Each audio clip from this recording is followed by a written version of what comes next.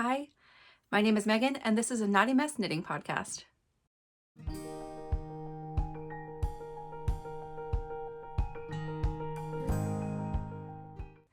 Hi, everybody.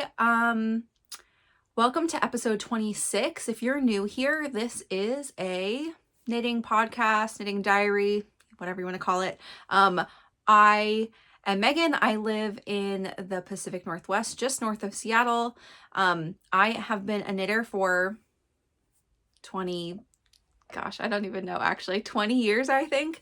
Maybe a little bit longer. And I crocheted before that. I primarily knit now. I make all the kinds of things, but I will go over in this podcast what I'm wearing, any finished objects, which this is also a finished object this week. What I am working on. Sometimes we'll talk about plans, about what I want to work on next, and any interesting topics to cover for the week, which sometimes are questions from you guys. Shoot them below if you have any, just anything you want to know we can talk about. I'm here to chat with you. So let's get right into it. And normally I do acquisitions, but I don't have any, and it'll probably be a less frequent thing this year because I am trying to be stash negative. I'm also working through a lot of yarn, so it's not like I'm not going to order yarn, or just be a little conscious of like space. And also I have so many projects that I want to work on. So let's just start right away with what I am wearing. You may have seen this on the needles just for the last 2 weeks, and it's already done. So this is called the Sweet Shop Cardigan Chunky. This is a pattern by Iris H, who is Hirismakes on Instagram and YouTube. And I am an affiliate for Hiris, so I'll just throw that out there. If you want to get 10% off of patterns anytime, you can use my code below. It is good on her website, but if you want them on Ravelry, you can just leave her a note at checkout, and she'll also drop them in your Ravelry library, which is pretty awesome. She's super nice. She is a woman in STEM, and she is busy. She is a designer, obviously, and a knitter, and there are like 5 of us that are her affiliates for like the next 6 months at least. She's just trying this program out to see if we can help her to just, talk about her patterns in venues that she doesn't necessarily use a lot. And so basically I'm just like a hype girl for a little bit, which is great. I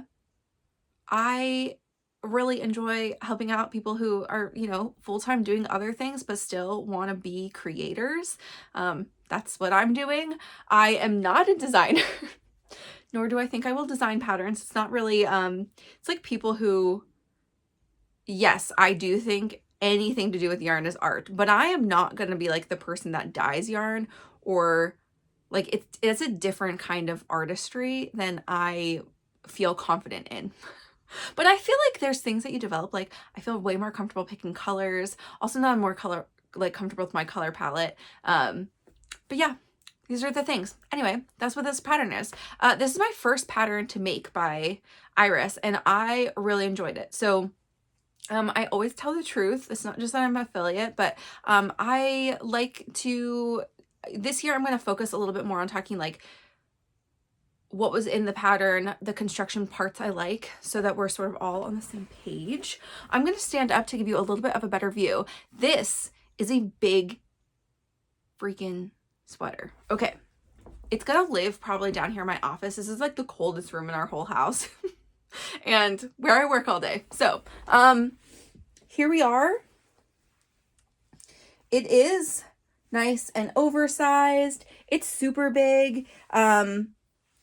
I like semi-steam blocked it. So like it's curling a tiny bit right here, but that's mostly just because I didn't do like a great job of steam blocking it. I did want to steam block it to just kind of pull open this a little bit, and I think it did do that. So this is a broken rib raglan shaped, oversized, super bulky cardigan. It does not have buttonholes. It's got this like garter edge the whole way. That's it. We've got some cute little cuffs that do have a sewn bind off with that super bulky, which was annoying. Not as annoying as the bottom, which is also ribbed with a tubular bind off. You could do whatever you want, but I think due to the nature of this yarn and like its ply, I would not suggest, I think it would cinch in a lot if you did another kind of bind off. It is top down. It was a really, I mean, obviously this was a really fast make. I also like didn't time myself on this. I don't time myself on any projects, but like, I think I very much finished this in like 20 hours. Maybe a little bit more than that. The sleeves felt like they took forever. The body actually not that much. Once I split for sleeves, like it just didn't feel like it like that long. For some reason, the sleeves felt longer, even though it's the same pattern. Because it's a broken rib, you knit and then you basically like rib back and then you knit, and you know, and so the same thing when you're in the round, you knit and then you rib and then you knit. Like it's not like it was any different. That's all I'm saying. And I don't know why the sleeves felt like they took forever. There are no decreases until you get right to the end though. So it's just like a straight tube. It's a lot of stitches. This is the size 3, which is supposed to be 60 inches or so. I'm not quite on gauge. I did not gauge swatch, but also this is made with 12 millimeter needles for the ribbing and 15 for the rest of the body. I don't have anything bigger than that, I don't think. Maybe like 1 straight needles and 17 millimeters. But anyway, it's a lot. It's really big. I couldn't have even handled anything bigger. So it is what it is. And I think I measured it like when I semi-blocked it and it was like 55 inches, which for me is still 7 inches of ease. It's 7? No, it's 9 inches of ease.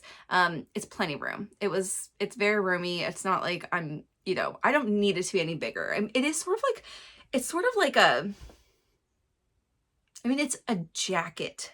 That's how thick it is. So like, yeah, a little bit more ease I think makes sense. I also, you know, like I talk about this a lot.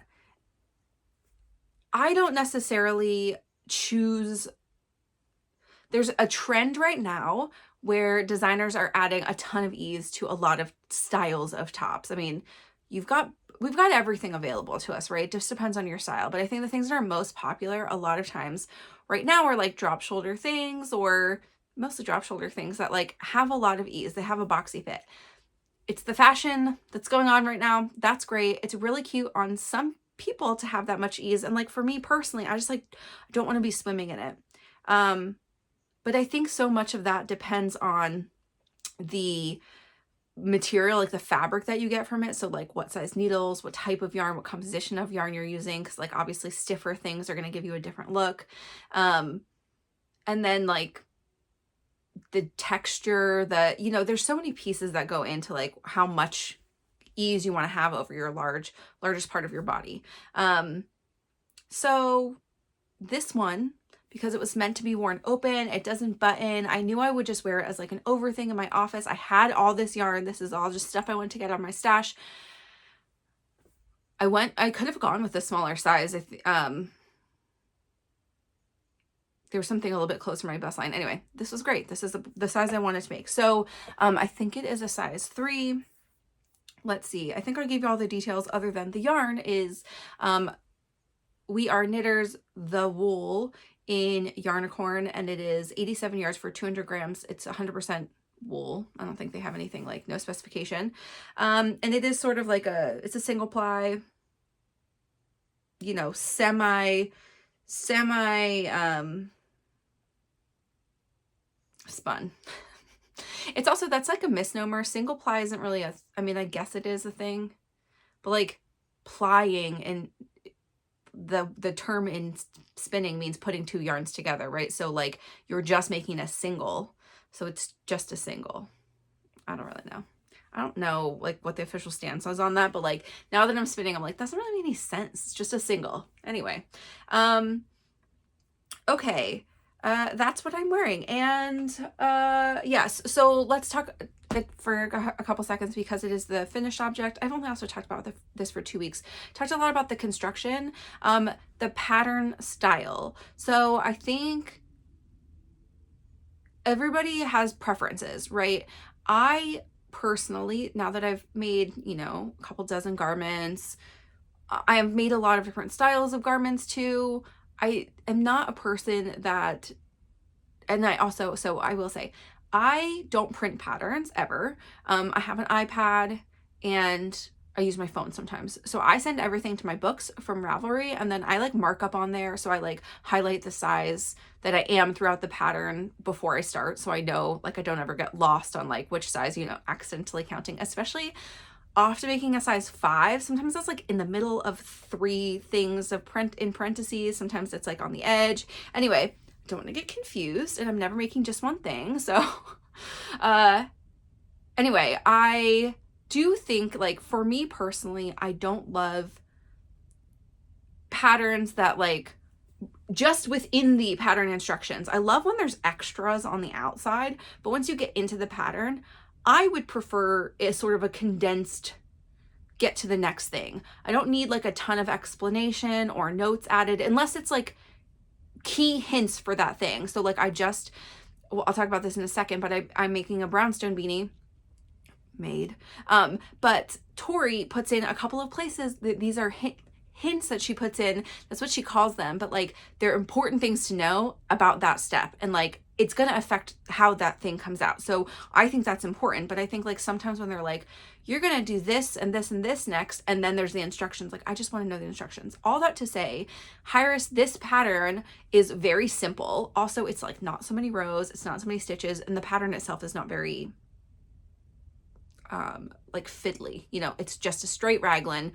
It grows, you take out your sleeves, you know, separate sleeves and body, and then like knit the body, knit the sleeves, like boom, you're done.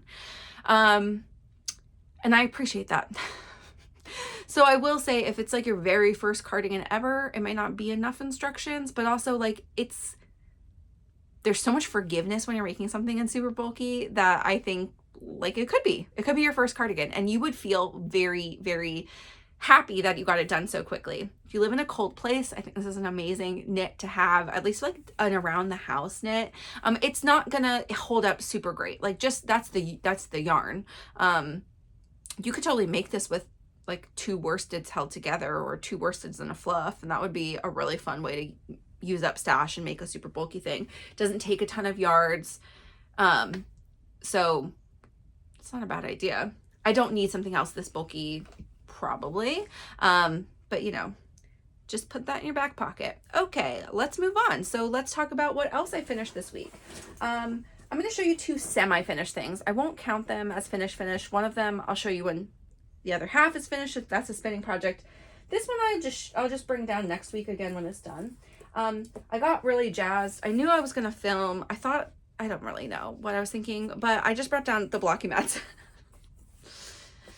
And here's my brownstone beanie that I was just talking about. So here it is blocking. This is my brownstone beanie by Tori Yu of Tori Knits NYC. It is a gorgeous triple brim, I don't even know. I'll talk about the construction in a second, but anyway, it's a beanie, and I'm excited to have it. This is the size adult medium. It is, I don't know how many inches it is in circumference, but like 18 something. It's supposed to have like 4 inches of negative ease. That's like I maybe could have gone one size up, but I was nervous about yarn. So I made this out of 1 skein of Denali sock by Explorer Knits and Fibers, which is is Denali sock 100%? Let me see. I think we talked about this last week and I can't remember again. 80% superwash merino, 20% nylon. Put that one back. 400 yards for 100 grams. So, I mean, my skein weighed in a little over 100 grams, and I was just nervous that I would need like slightly more, because I think the pattern says like 440 or something. I know Tori builds in a little bit of buffer, like for gauge issues and other things like that, but I just wasn't sure how much. So I was nervous. I did the adult medium. It's fine. It fits my head.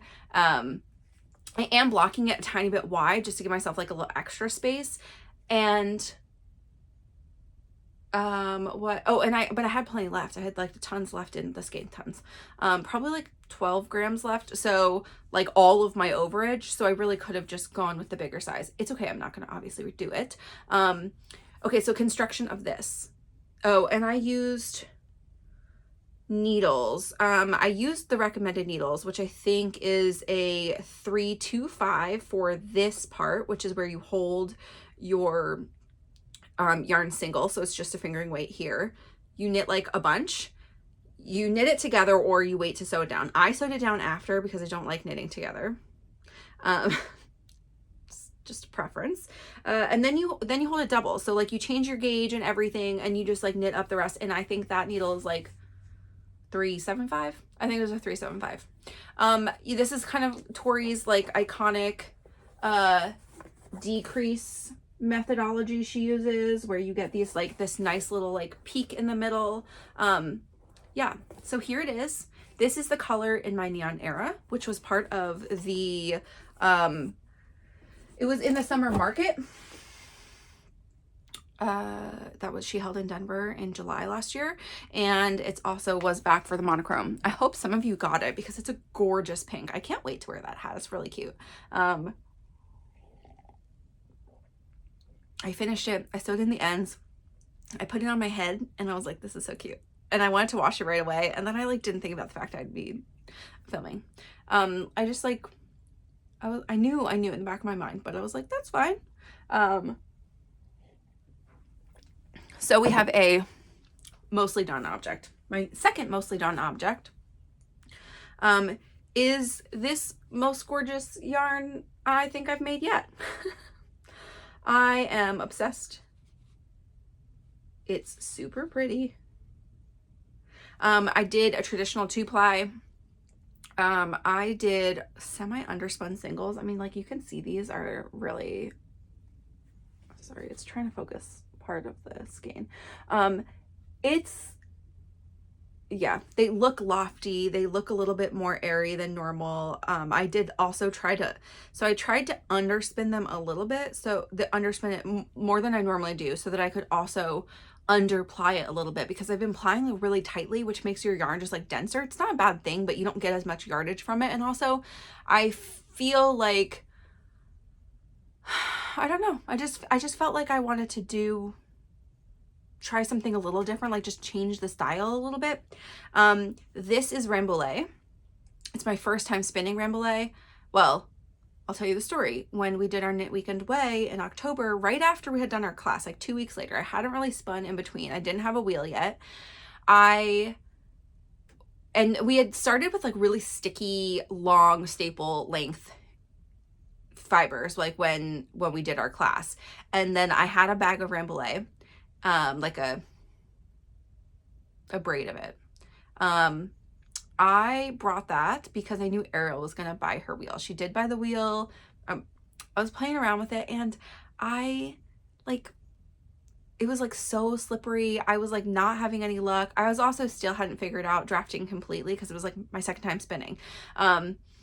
So I was really nervous when I got to this, but I've now done like Cordell, Falkland, Polworth, a couple Cordell, and Polworth was the last one, and then I had this Rambouillet in here, and now I'm gonna maybe go on to like merino and some blends. Like I would like to do a silk blend in the next like month or two, just to keep trying out like the new things. And if it's too slippery, it's too slippery, like you know, it'll be fine. I don't have to, you know, if it's like something is too hard, it's like I don't have to graduate to the next thing yet, but I kind of want to like see, because I think my preference, you know, it could be something that's not a blend. I don't really know. I've really enjoyed this. I thought this actually, like, it went really well. It's super soft. Like I haven't washed this and it feels really soft. And like, I'm going to chalk a little bit of that up to like having an airier spin. But I think this is just really amazingly soft. The Rambouillet that I did have eventually, I gave that purple, it was purple fiber that I gave to Ariel, who then spun me yarn and gave me back and that feels amazingly soft too. Anyway, so this is nearly done. Obviously I'm off. This is all plied. I just need to wash, thwack, dry. I am going to, before I finish this, because I want to see what it looks like and make sure I stay on track, I am going to spin my second batch of this. So I'll have 8 ounces done at the end. And that will give me, like, this is a fingering weight yarn, I'm pretty sure, or pretty, you know, like maybe sportish. So it'll give me like a good amount of yarn to play with for something. I don't know what I'm going to make. It's not necessarily something I would, it's a little bit cool. It's like got a lot of gray and purple. This is called Lavender Latte, and it is dyed by Backloop Yarn Co. And I think Erin did a beautiful job. There's like bits of pink, purple. There are like bits of this like coffee. It's a coffee color, like a really watery, really milky coffee. That's what it looks like, a latte. And so I love that. And there is like a lot of gray and white in here too. So like it's an amazing color. That warm bits I think would still be okay. Like, I don't know what I'm going to make. We shall see. It's going to be a mystery. Okay. So those are like one finished and 2 nearly finished things. And like, let's talk about what I have else on the needles. So here's whips time. I have only 4 projects on the needles, which means I get to add something else this week. I'm not exactly sure what I'll add right now. The brownstone was the last thing I finished obviously today. So do I add socks and keep that my travel-y project needle? Or do I add socks to this group of 5? Because I don't need to finish them quickly.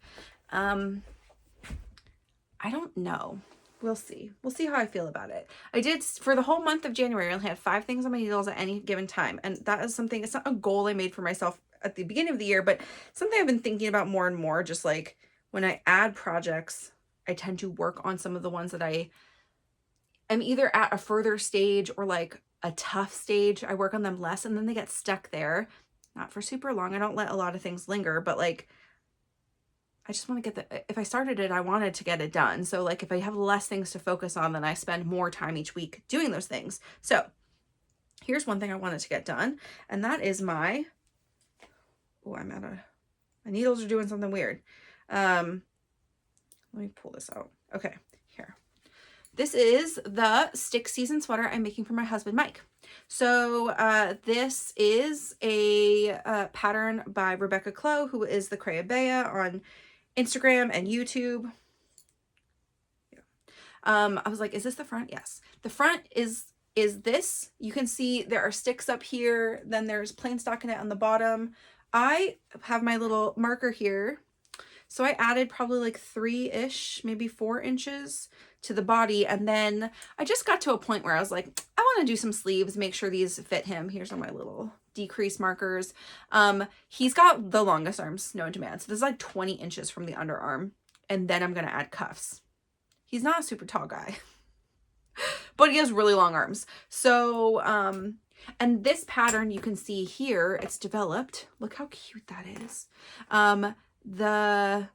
This amazing little detail that has the ribbing that goes across the back shoulder. And so it does not sit directly on the shoulder. It sits like, I don't even know like where, like 2 or 3 inches back. And it does this like nice curve in the back line. So you can kind of see that here. So like it'll be down both of his shoulders, and you pick up, I just picked up the neckline, and you knit the neckline. It's 2x2 rib, and it like pulls from those 2 spots. So it's like seamless into the neckline. So I stopped where I was. I picked up the neckline today because I decided to stop this, keep this on the needles, and then go to the neckline, finish that. Then I'm going to cast on with my small circulars that I did most of the sleeve, because this is quite a lot of stitches to start with. Once we got down to like the 50 or whatever I have down here at the cuff, I needed to be on the long, anyway, magic loop. So I will pick up, knit the sleeve for a while. Like I want to get past the elbow maybe, and then really try this on Mike. So the neck will be done. Both sleeves will be significantly done, so that I can make sure that that cuff is going to hit him in a place that he actually likes. I'm making a size 4, which is a 44.5 inches. He is a 38, 39 inch, like across his biggest part of his chest. His waist does taper. I'm thinking just like the way that this is. Anyway, what was I going to say? The rest of this. This is made with 3.5 millimeter needles, 3.25 millimeter needles, and then I increased my stockinette to a 3.75. So both the sleeves and the rest of the body is 375. That's not suggested in the pattern, but she does make a note that some people's stockinette is tighter, so adjust. I think that my rib is actually just really loose, so I think it maybe like is looser than some people who have, you know, knit this same thing. Anyway, I am using Woolly Knits Merino Cone in the colorway Pinot Green. It's 257 yards for 100 grams when it is held double. That it's 500 grams on the cone, so it's a ton. I'm gonna get the whole sweater and have some left over, which is amazing, even with his really long arms. And he's like, he has a pretty short torso, so like it's, you know, it's probably gonna be about the same amount of yarn that would be expected. Okay, what else do I have to say about this? Oh, so okay, so the other thing is this, I'm not sure, I've never this is my first, well, it's my second project using the woolly cones, but none of them are finished. The other one's not finished yet either. So I'm not sure how much it will grow. I would imagine it's a non-superwash merino, that it will grow a little bit, but not like a ton. I think these will block out to add a little bit of, you know, I could probably stretch them just a tiny bit to give myself more space if I needed to. But I don't think like the sleeves and stuff are going to grow a lot. So I want them to hit him comfortably, you know, right at his watch level. And then if they grow a tiny bit, like that'll give him so that when he's moving, they don't creep up. I think that's the right thing to do for this. So that's where I am. It's quite a lot. I mean, I made a lot of progress. His birthday is this week on Thursday. I am not gonna necessarily finish it by then, but I'm gonna get pretty dang close, and I do want to give it to him. It's not really a birthday present, but I would like to give it to him close to his birthday. It'll be 1 year since I gave him his first sweater. Which he does wear all the time, but I decided that after I made him that, I said, you know what, let me make you like a nice wool sweater. It's like the first one he has is one that, you know, he can wear to UW games, and it's acrylic and it's like indestructible. But this is like for holidays or date nights or things like that. Then he can have a nice sweater. Okay. Let's go to our other woolly knit project, which is my Calm Down cardigan, which is a pattern by Lily Kate France, who is Lily Kate Makes on Instagram and YouTube. Okay, here we are, friends.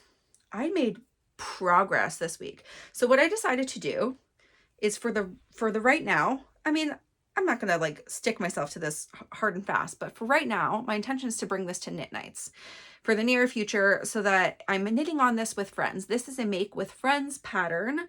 My Neon Arabina, by the way, is like sort of a make with friends pattern. We tend to, as a knitting group, there's been a trend of buying the same color yarn and then making different things, maybe the same type of thing. So like the pike place thing, which I'll talk about in a second, is also, I would consider that a make with friends. I cast on with Charlotte January 1st. She finished her thing in a week. I'm clearly not done mine. But so then everyone in our knitting group who wanted to will have a pike place colored top for us to take cute pictures together. Same with the brownstone. We got that pink, most of us, a lot of us, I don't know, four or five of us, from the summer market, and the intention was to make hats so that we can all have an In My Neon Era hat. The thing I didn't talk about in that construction too is that, like, you saw the pearl part. The pearl part is like because you do a short row. It's the same construction as an Oslo hat, I'm pretty sure, or very, very similar. I think the Oslo hat might be DK the whole way through. The nice thing about this one is, even though then you're messing with 2 gauges, and I think that's like a little bit weird, but it ended up working out great, is just that you get like, even it's triple brimmed, you know, it's like a single knit thing in half, folded in half and then folded up, and that could be like really, really hot.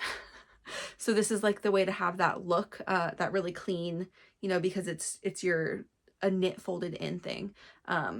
Anyway, okay, going back to this. My Calm Down cardigan. So this is a friend knit. My whole entire knitting group, I think, maybe not Aviana. Okay, I think everybody else though is making this.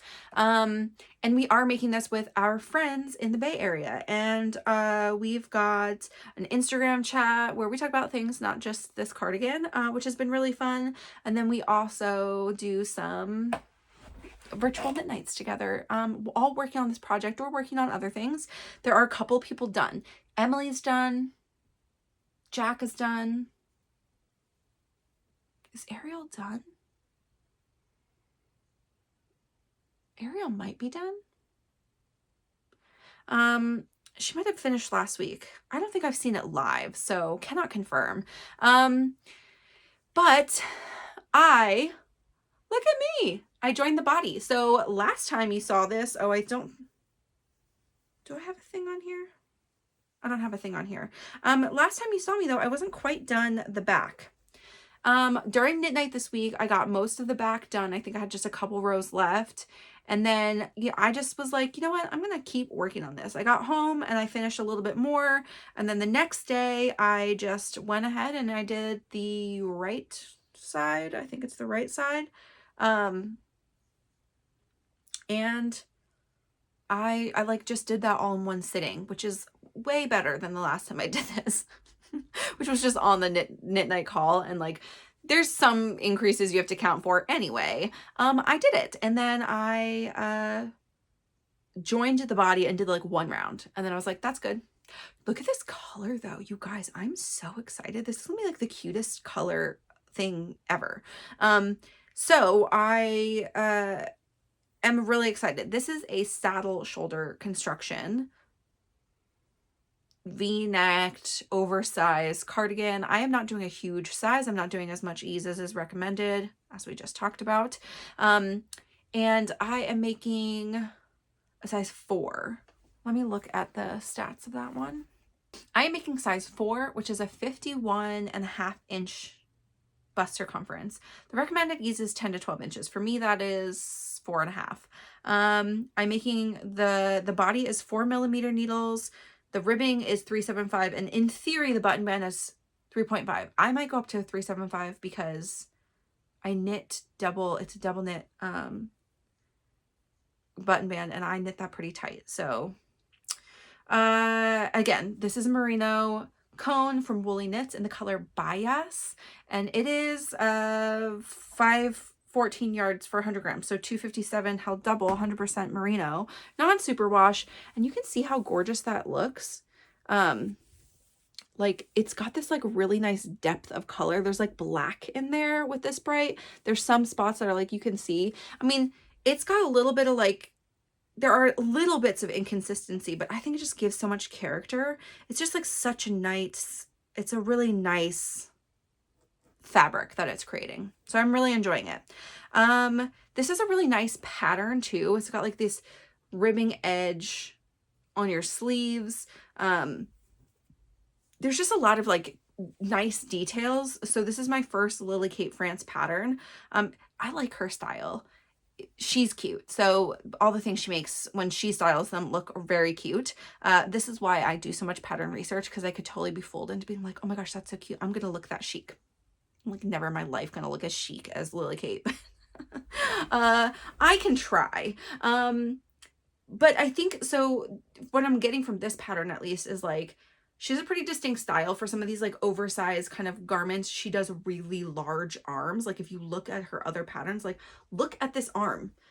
I mean, it's not gonna like, it's like the size of this super bulky thing, like in depth. And it's, yeah, it's big. And like everybody just, you know, our friends who are making this are all like in the same boat of like, these are really large armholes, just so you know. It's like you're gonna make the whole body and then get to the armholes and be like, oh my gosh. But it's got some really cute details. Like there's like some decreases that make like the bottom button go like this, you know, so it doesn't just like sit straight at the edge, which is kind of like a feminine touch to an oversized cardigan. It's saddle shoulder, so these little this ribbing detail goes the whole sleeve then, which is just, it's cute. It's very similar, like that piece is really similar to the saddle shoulder construction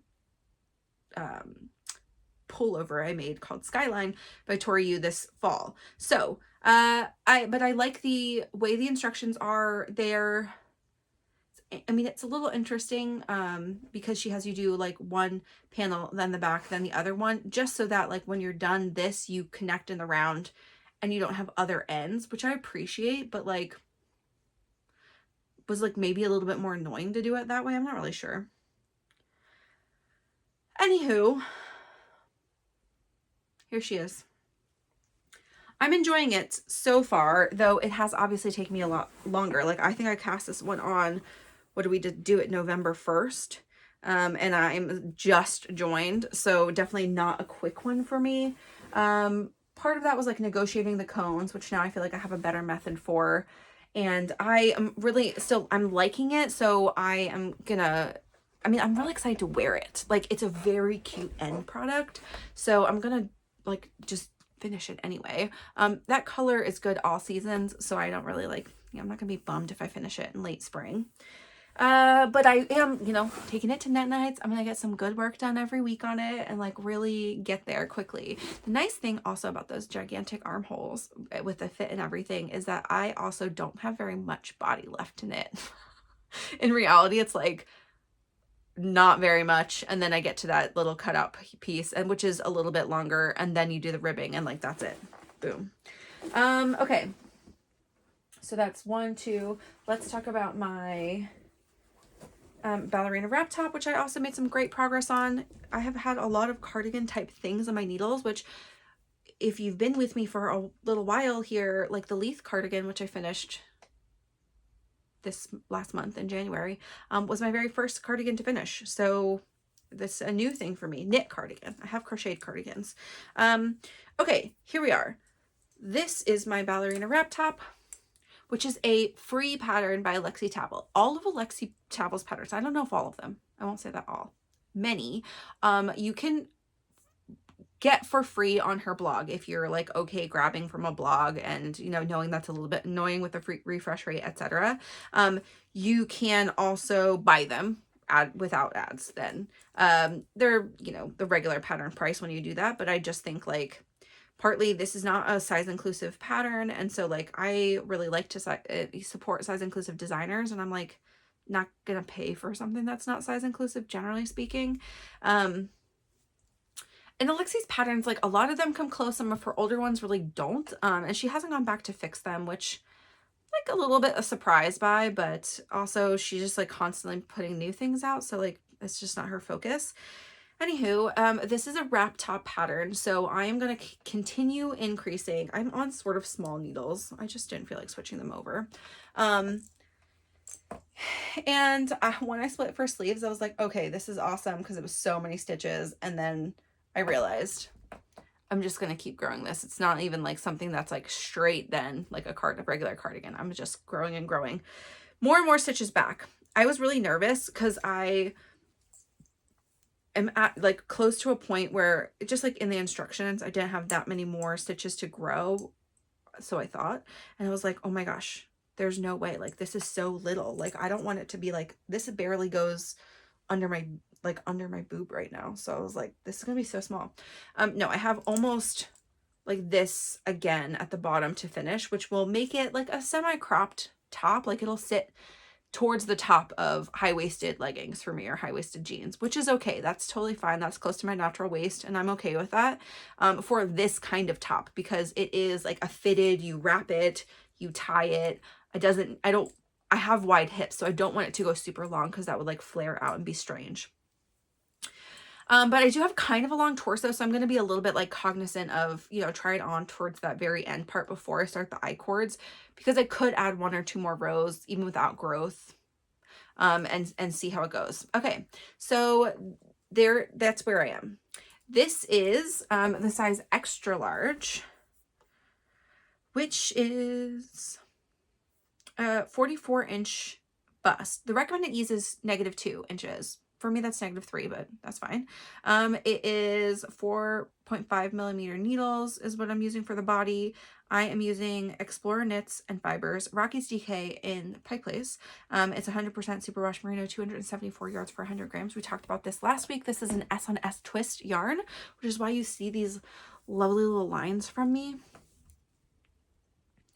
You can just see one of those sides of the stitches is like looser than the other, so it sort of makes this like lopsided looking stitch. I don't care. It really bugs some people, so just know that like if you're a continental knitter, that may happen to you if you're using Rocky's DK.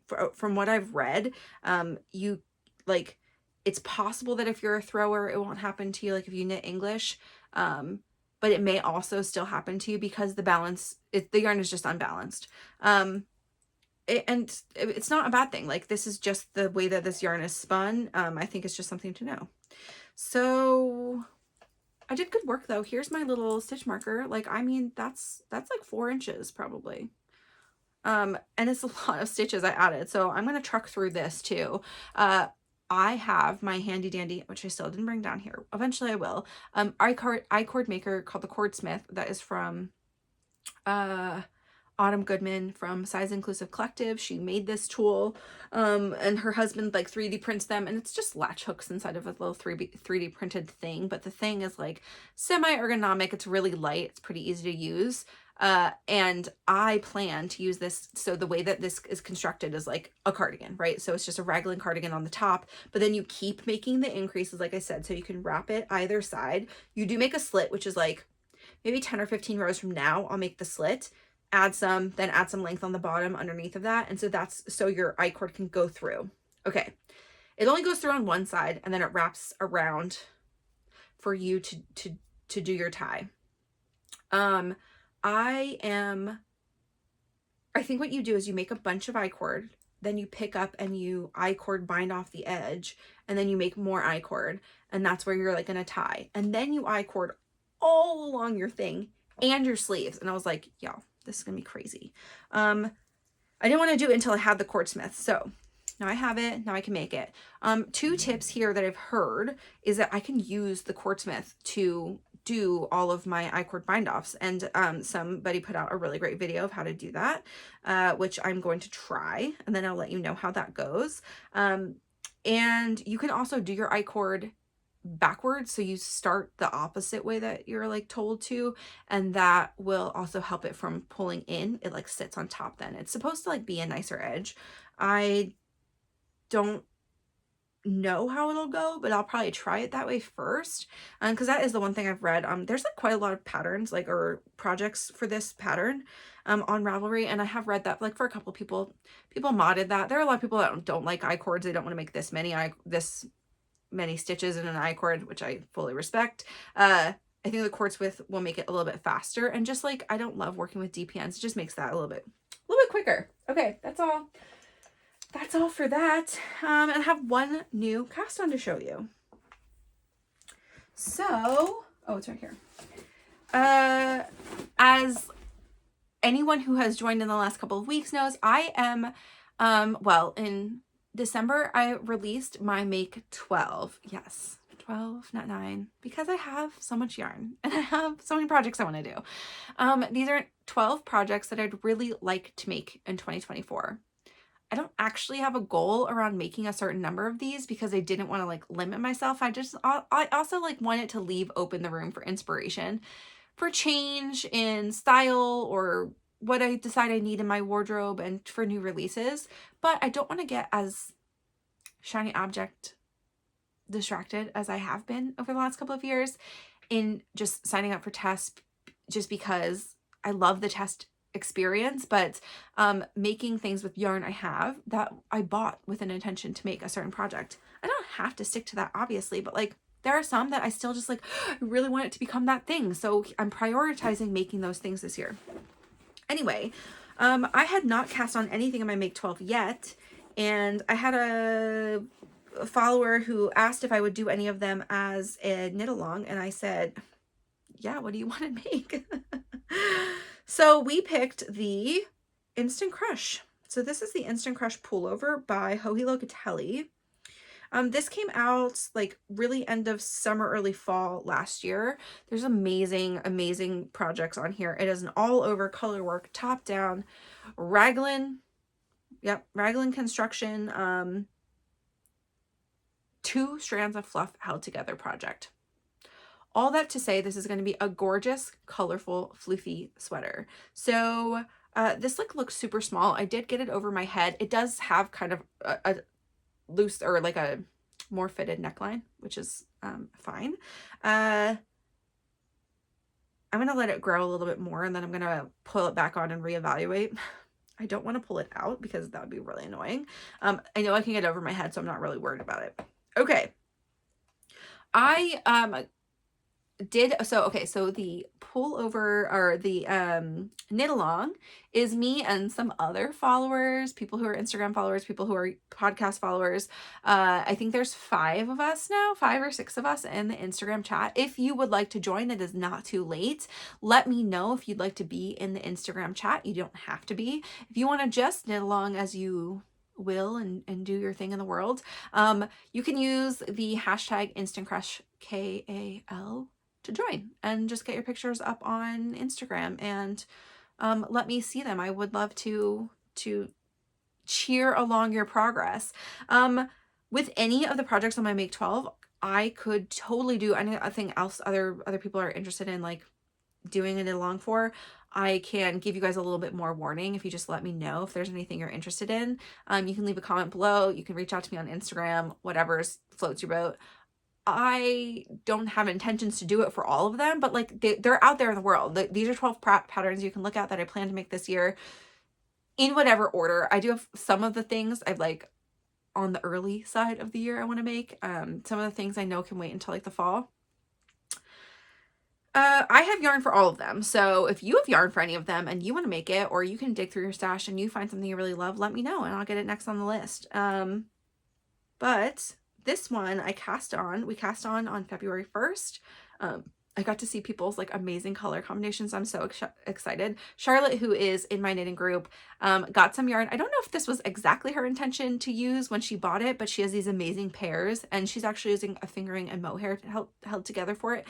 It's a DK weight that you have to get to, so that's going to work. DK yarn would work if you're not into fluff. I'm holding 2 strands of Surrey, which is going to be like the thicker side of that. That's going to work. And I think the pattern was originally written for 2 strands of mohair. So all of these things to say, whatever you have in your stash, you can use. Some of the colors don't take quite so much yarn. And I'm just like really excited. Okay. So all this to say, I am making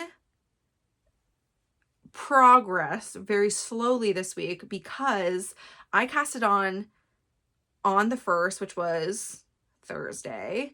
I finished the short rows and then I just decided I needed to give the 6 season a little bit more attention. So you can see we have my like little front neckline here. All the short rows are already done and they're all in the primary color. And right after this, like I did like the 2 setup rows to get to the colorwork section. So I just need to dig out one of my colorwork needles or thimbles. I do use a Norwegian thimble to do colorwork. It's like a thing that sits on your whichever finger you want, but I put it on my pointer finger and then I loop both yarns through.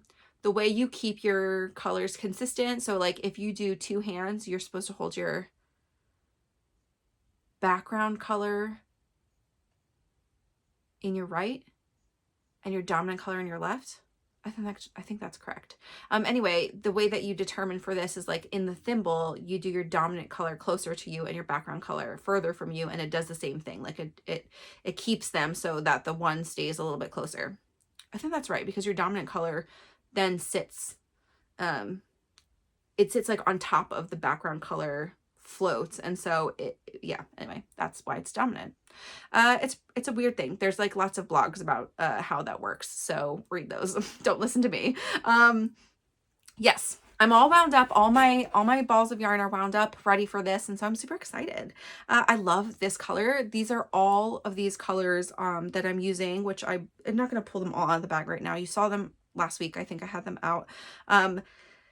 They are all colors by Erin from Backloop Yarn Co. This color is called Frost, and it's such a nice, like, light, cool teal, like a pastel-y teal.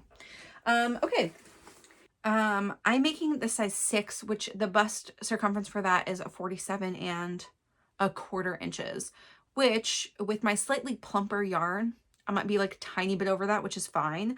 The recommended ease for this is, it says with no or a little bit of negative ease. The size smaller is 44 inches. Just with the color work, I didn't want to get stuck to a place where it felt too tight. So 47¼ is basically no ease for me. And I'm so excited to make this. Like I'm pumped. I'm like getting all the colors done and like ready. I'm just like, I can't wait to get to the color work part. I do think this week I'll prioritize knitting the stick season anyway. This knit along is going to go until March 31st. I'm going to try to be done by then. I mean, if I'm nowhere close, then we'll extend it. Also, like, it's not a serious knit along, everyone. This is just because I'm making something and I'd love to chat with other people who are making it. It's a fun thing to do. It's one of the things we love doing in our knitting group. And so I'm just throwing that out in the world. And the Instagram chat's not overwhelming right now. I think people are just getting started. We had some pictures shared of people's colors, little intros, and so it's really nice. Okay. What else to talk about? Okay, I almost forgot to talk about books. We can't have that. This was an exciting week for books, kind of. I'm still reading Dirty 30 by Janet Evanovich, which is the 30th of the Stephanie Plum series. I'm reading on my Kindle and I'm slower than molasses, but that's okay. I am also still reading Fires of Heaven. I think that's what it's called. It's the 5th book in the Wheel of Time series, and by Robert Jordan. And I paused a little bit on that. I sort of haven't been reading much this week. I did a little bit of that this weekend. I didn't finish anything because I jumped right in. I got it the night it came out, which was like midnight, which I'm griping about this because I got this pre-ordered on Audible and it delivered at midnight West Coast time, which is not right. It should have been 9 o'clock, and Audible was just effing with me, and it didn't get delivered. So I was like waiting around. I still listened to a little bit of it on Monday night because I really wanted to listen to it. But anyway, this was The House of Flame and Shadow, which is the 3rd of the Crescent City series by Sarah J. Maas. If you are not a Sarah J. Maas lover, I'm going to give you a very, very quick rundown of this in relation to her other series. So she's been writing books for a dozen years or so, and she wrote the Throne of Glass series first, which was 7 books. She started the ACOTAR series, which is A Court of Thorns and Roses is the first book. I think that that's the name of the series, but I'm not really sure actually. And that is 4 books and a novella right now. Yeah. And then she started this Crescent City series, which the first book is like House of Breath and Air or something like that, and then House of the Witches. I don't know. I don't even know what the second one was. Anyway, it's basically yeah, anyway, what I'm trying to tell you is that this is another series in her universe of magical, strong female characters that have supportive, strong male characters in their life. That's how I'm gonna label all of them. There's different kinds of magic in all of the books, kind of. They're all so different, but very clearly from the same author. I generally like how she writes her females. I am a big proponent of like, I think you should read them. Throne of Glass, ACOTAR, Crescent City. I read them, ACOTAR, Throne of Glass. No. I think I even read Crescent City 1 first, and then I read ACOTAR. all of it. And then I read Throne of Glass, all of it. I would just tell you to do the opposite. I think that just like the way she builds, also Throne of Glass was clearly her first book that she wrote, but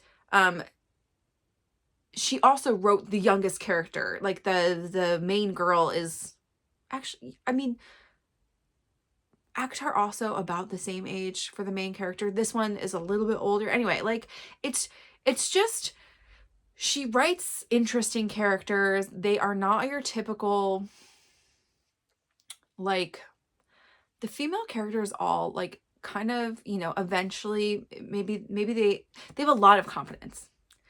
Not all of them right at the beginning, but they generally do just have a lot of confidence as they grow and develop. And like, I like that she like writes slightly like cocky female characters. I feel like you don't get that a lot. And like, these girls deserve to sing their own praises, and also like they do really good things. Sometimes bad things. Sometimes there's like a little moral ambiguity, and I enjoy that. I think that's how life is. But yeah, they're great. They're so good. Anyway, so I got this book on Monday night. I read a little bit, and I have been listening to this at 1.5 speed. Are you guys all shocked? Me too. I'm like, it's so juicy. I don't want to miss anything. What I will say about Crescent City, the whole series over the other ones even, is that I think each of these books are like 3 books in one. I mean, and they are sort of like part one, but like they're full on like an entire story, and then something happens, and then, you know, like, so you get kind of cliffhangers between it. I'm sure there's going to be a cliffhanger at the end, but you get certain problems resolved in the story so that you can move on to the next thing. And I appreciate that. I think it's nice that it's not like ton of filler book to happen, like one thing to happen. It's actually like every time something happens, they realize there's a bigger, worse thing that they need to solve. Which is so fun. So I'm probably 85% of the way through, and I'll finish it over the weekend, but I am really enjoying it. And that's all for books. Okay. So I don't really have a big topic to talk about this week. There's some drama happening in the knitting world. I'm not going to weigh in on it right now because I didn't like do a lot of research or deep dive, but I wanted to share a couple of extra tips I got for this pattern research. So the other week I talked about like, what do I do before I buy a pattern? Somebody asked me this because they bought a pattern which looked really cute, but there was a couple of red flags before they bought it. They still bought it anyway. And then they were like, yeah, it's a bit of a bummer because there's like things I'm going to need to like do math on to make it really be something that fits well. And I think there are ways to sort of mitigate that, but again, it's really hard because we're making garments. We're not all the same size. We're not all the same shape. We're not like just proportioned the same way. So things that look a certain way on somebody just may look and feel different on you. So much depends on the yarn you pick, the gauge you knit at. And those things are really hard variables to like get right every time. That being said, I think there's some research you can do before just being like, oh, that's cute, and buying the pattern without like doing a little bit of research. So one of the things like I talked about is I think schematics are really important. They're not always available. Something like the Hohi pattern, the Instant Crush, I don't think she has a pictured schematic, but she does have like 4 to 6 different measurements for each size listed, plus like how much yarn you'll need in each color. But the 4, like if you do the pattern as intended, of course you could add more colors into something color work like this, which is just going to change the yarn you need. I mean, maybe just know the overall what you're going to need. But she has, you know, like your neck opening, your bust, your arm width, and the length at least. I think that's maybe all of the measurements, but those things are like basics in schematics, and those things are really important. Somebody brought up a really great point, is that if you're like especially long torsoed, which I have a pretty long torso, not having a distance from underarm to bottom of the garment can really affect that yardage estimate. So if they say, oh, it's 900 yards to make the garment, but it's for a really really cropped, it doesn't maybe look super cropped on the models, that is going to make a really big difference in the yarn that you need to estimate. So again, that's another reason schematics are so important. Somebody else mentioned they look for the patterns that have like were helpful, which means that other people like went in the bottom and voted that their notes were helpful. That's really great, because maybe there is something that you have to tweak, or they just made modifications for something that people found helpful. And like, it could be that something's not a huge red flag, but like, hey, I found this a bit fiddly and here's my notes on how I fixed it. And then you might feel more comfortable buying the pattern. There were some people that I marked as helpful for the stick season when I went through to look, because I knew that she still had made this garment mostly for a woman, like a female form, but that she was encouraging people to make this for men because it's a great unisex type pattern. It's just that the measurements were skewed a little bit towards a woman's form. So there were a couple of people that put really helpful notes in what they did for the men that they knit them for, and I've used some of those, and it's so far it's looking great for Mike. So those things are 2 extra good hints. One thing that I really love that some designers do, and I don't know if I really talked about this before, but if they put the model's bust measurement and the size they made, or the actual garment measurements. So that is super helpful, because 10 inches of ease looks really different on different body types. Maybe that person isn't the same body type as you, but you can still see how it's going to lay. You can also see what people chose, if they chose less or more, and what that looks like, less or more on different size bodies. I know not all designers do this, and they don't always require, pictures. And I think that it's nice sometimes if you don't have that pressure when you're a tester, especially if you're not feeling really comfortable taking pictures and putting them out for the whole world to see. But you did all that work. And I feel like it's a really great thing to celebrate. I know I wasn't always comfortable doing that. I've also gotten more comfortable taking pictures because I stopped asking my husband to take my pictures. That's the story. I got a tripod, which is what I use to film on. But I take this little bad boy outside, and I go in the backyard, and I take as many pictures as I want until I find one where I am not making a strange face or blinking, chronic problem, or just, like fidgeting or doing something weird. And that's the picture that I use. And I feel great about those, even though I've like, who cares if it takes 100? It's better than asking Mike to just take another angle, because he just doesn't know what that means. Really great husband does not try at being an Instagram photographer, and that's okay. That's not why I married him. Okay, I know I've talked about this a little bit, but I have plans to stick to 5-ish needles. What I was thinking about this week, and I don't want to like limit myself, that's an arbitrary number, but I did find a lot of last year, towards at least the middle to the end of last year, I had 7 or more things on my needles. That felt a little overwhelming to me.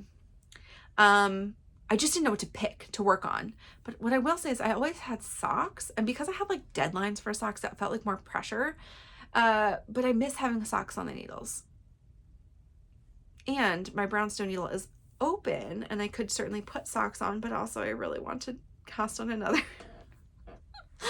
another of the like many projects I have that I really want to make.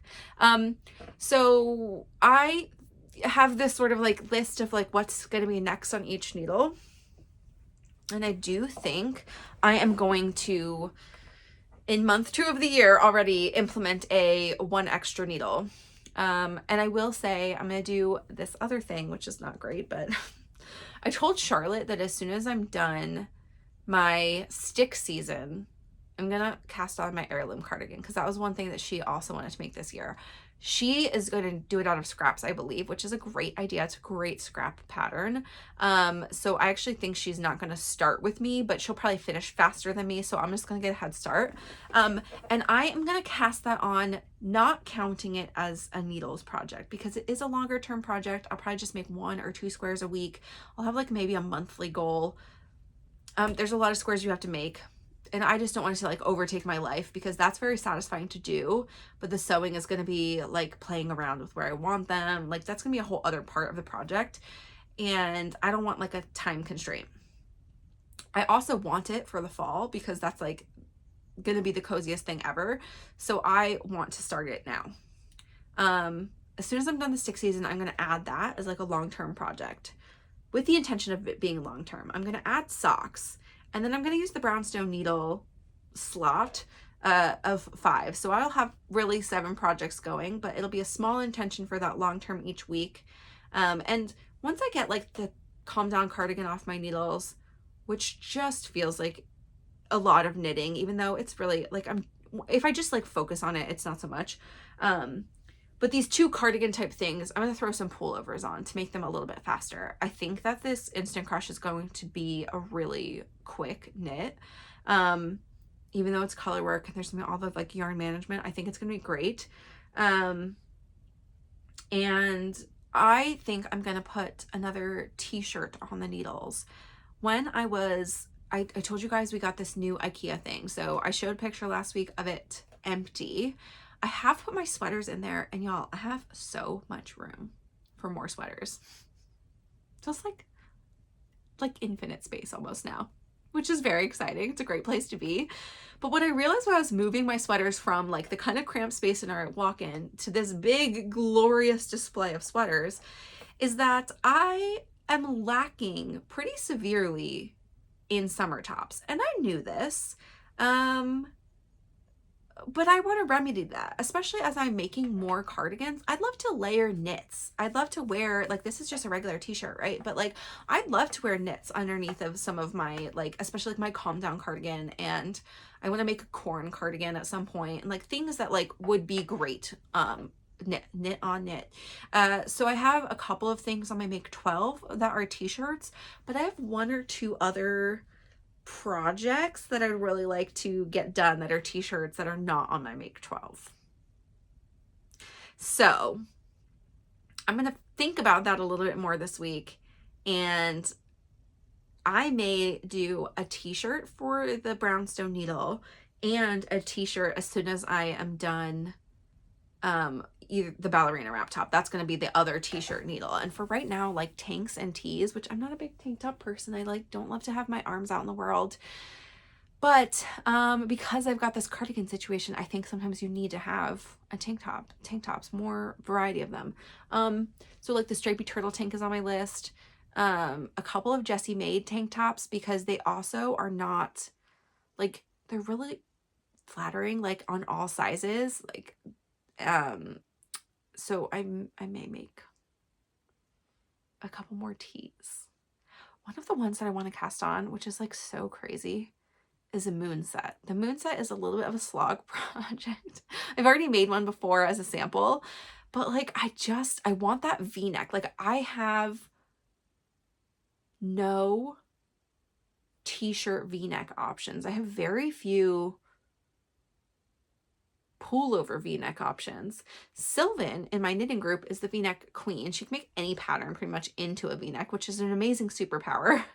I don't need that, but I think I do want a couple more V-necks in my life.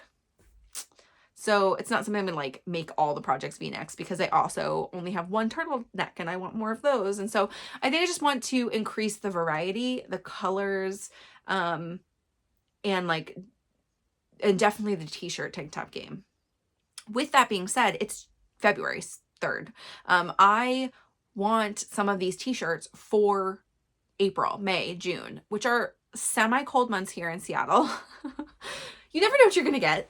Sometimes it's like 70 and gorgeous for all of April, and sometimes it's 50 and raining. So for the whole month, right? Like we don't know what we're going to get. It's not really nice here consistently, like predictably, until July. So we have July, August, September, and part of October where it's like really just like a nice temperature.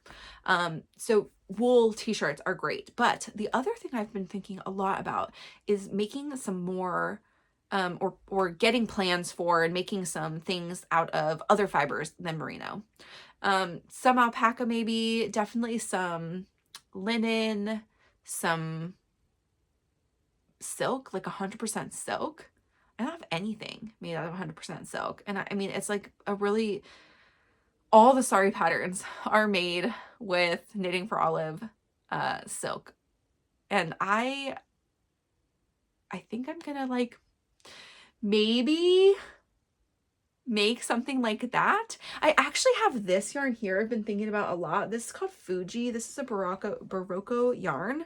And it's a really interesting construction, or like mix. It's 38% silk, 25% cotton, 22% rayon, and 15% nylon. And it is this odd color. I got this from a D-stash, and it's like very like bluey gray. It's got that like slubby feel because of, I think this is one of those like recycled silk yarns, which also I just saw this very fun little reel that Knitting for Olive put out. They have like they call it like eco, or what do they call it? Something like cruelty free silk maybe is what they call it. And it is essentially, you should watch the reel. It's very cute. It's like a little animated thing. Essentially, okay, so essentially they're just putting on there that like silk is from a silkworm that makes a cocoon. And then in the traditional method of extraction is like they kill the worm by boiling it, and it kills it, but it keeps the silk in a nice long thread. Like, that's nice, but also that's horrible. That's horrible. So they don't like let it become whatever silkworms become, a moth. I'm not really sure. So the cruelty free, it like allows them to break through their cocoon that they made with the silk, and then they just use all the little strands get spun, and it does create like a slubby, less shiny material, which I actually really love the look of the Knitting for Olive silk, because it's got that like sort of matte quality. And like Starry Nordland makes a lot of her summer tops in that, like held double to make a DK weight, and it's gorgeous. Like all of her things look amazing. The drape is incredible, but like it's enough structure for cables and other things. Anyway, a thing I've been thinking about. So this is not on my Make 12, one of the projects to use, but like I have had this in stash for several years. I haven't known what to do with it, but as I was thinking about like what in my stash is not heavily wool, like what could I make super summery, and this is one of the things. And this is actually like a pretty good color for me. It's a very cool gray. And I think in the right project, this yarn will not be weird. It's just like I made a swatch with it and I was like, this is a strange yarn. So we'll see. We shall see. If you have anything that you want to ask me, let me know below. Let me know what you were knitting on while I chatted to you today, at you, with you, whatever. And I would love to know if there's anything else on my Make 12 that you really, really want to make. I'm going to give you the really quick rundown again. I guess I can throw the picture up here. But here's what's on my Make 12. I have a Moonset tee, a Stripes by Andrea Mowry, a Birch Pullover by Andrea Mowry, a Tessellated Vest by Andrea Mowry. You're seeing a trend here. The Instant Crush, which is started, a Salty Air tee, the Haley Slipover, a Stripy Turtle Tank, the Dorney Sweater by the Crea Bea, the Heirloom Quilt Cardigan, the Wood Anemone, and the Bibliophile. So again, as we're planning for the year, I am gonna do the Heirloom Quilt Cardigan as my long-term project, but not until the stick season is done. I don't know, I just like need to get that done so I don't get distracted. I'm like maybe gonna prioritize these slipovers and t-shirts. There's a couple other t-shirt patterns I really want to make. So a Starry Nordland cable-y one. The Karina is the one that's really calling to me right now. I like the Colette also. I like the look of the Colette. There's actually, I have another I have another Hirismakes pattern that is a t-shirt called the Sundial that I'm really excited to cast on. I have yarn for the Plumeria tank by Wool and Pine Designs. I'm not going to put pictures of all these up, guys. I'm just like rapid firing. If you want to see any of these are in my favorites. All of these patterns are in my favorites. You know what I might do? It's like maybe I'll be like the wish list for 2024 is I'll make another bundle and you guys can go through that and see anything. Another thing I really want to make is the Color Tip Tee, which is a pattern, another pattern by Emily Curtis. I have also the Stripy Turtle Tank on there, which I really do want to make this year because I got an amazing palette from EKF and it's going to be a great summer thing to wear. I also just like, I love stripes. I like love stripy things. But the Color Tip Tee has like the option and like the look is to have like all your finishing edges a different color, or like it could be all one color, all different colors. It's like a way to use up minis and scraps. But I want to do a tipless. So I want to make it all one color. The fit is really incredible. She did this, like a bunch of mods also for broad shoulders, and to like really just make something that sits well. It's a set in sleeve pattern. It is top down, it's a crew neck, and there's an option for a sewn on pocket, and the pocket is very cute. And like, I think even if I did a tipless, I might do the pocket because like that's such a cute detail. But I have some variegated yarn I'd like to use for that. So that's that. I mean, there's like a ton of things I just said about patterns to work on. I think like the beginning of the year is a time to be excited about those goals. And so far, so good. I still haven't signed up for any test knits, so I'm like well under. My number was like, I think less than 20, and I may be less than 10, who knows. The Cray Bay, I just put out another call. I have not signed up for it, but I'm like really tempted. It's that wavy striped one. Again, I love stripes. And I want to be stash negative. I'm doing okay on that. I've definitely got a lot of yarn in January that from our yarn swap, etc., but that's okay. I want to use patterns that I bought in 2023, which a lot of these are patterns I bought in 2023, so I'm gonna get there. Oh, and yeah, and then I just have some spin goals, which so far so good. I don't think I'm like really behind or anything. And I'm gonna like have to weigh, you know, I didn't put this on the Nitty Naughty or wash it yet, but like I very well could have enough yarn for like a fingering weight. Like I could do a tank top with this. Could I, everybody? We'll see. No promises. But I really do want to knit with some of my hand spun soon. I still have not. And that seems silly because I'm making gorgeous yarn and I get excited about it when it's done, but like it's also so pretty to look at. Like it's just sitting up here on the shelf for me, and sometimes I just like turn around when I am working and I just like stare at my yarn, but I like look up here and I'm like, look at the stuff I made. That's so fun. Yeah. That's all for the week. Thanks everybody for joining me. I hope that you had some fun hanging out, and I will talk to you next week. Bye.